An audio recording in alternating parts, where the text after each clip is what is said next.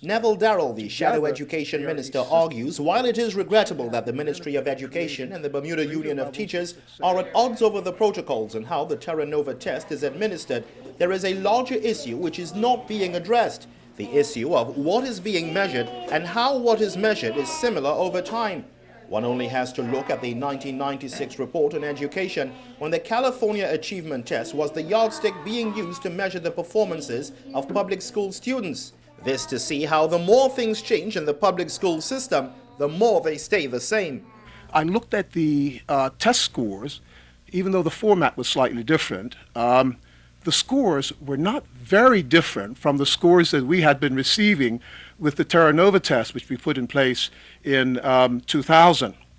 So in real terms, I made the statement at that point, and was not challenged, that in real terms, the public education system has been performing in the same way, in a very predictable and systemic way, for all these years. There have not been any substantial gains made in terms of educational profiles over the last several years.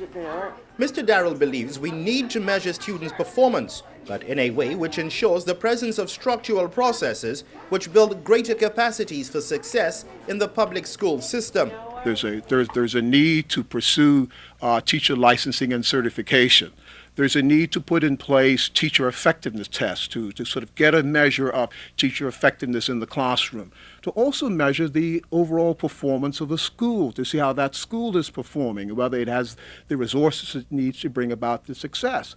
Further to this, the Shadow Minister contends the categories of school must also be looked at in order to forecast what resources will be required in transitioning from one level to the next. Say, for instance, coming from primary school into middle, and said middle has great challenges. What kind of resources do you need to build in there?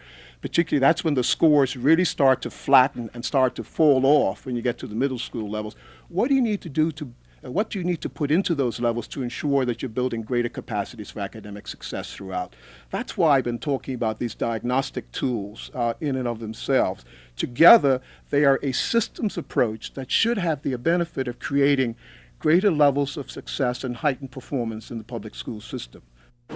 Mr. Darrell expressing the hope that these issues will be considered, whatever the yardstick used to measure the performances of public school students in the future.